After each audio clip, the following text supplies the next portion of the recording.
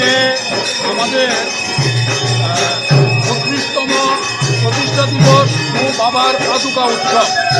এই উৎসব উপলক্ষে সকাল ভোর কীর্তন মঙ্গল আরতি হয় এবং আপনার 7টায় বাবাকে আপনার মিষ্টিভোগ দেওয়া হয়, আপনার 9টায় বাল্যভোগ এবং 10টায় আপনার ফলভোগ এবং 12:30টায় আবার রাজভোগের আয়োজন করা হয়েছে এবং 1টায় মহাপ্রসাদ বিতরণ হবে। সন্ধ্যা 7 ঘটিকায় সন্ধ্যা আরতির পর অনুষ্ঠান সমাপ্তি ঘোষণা হবে।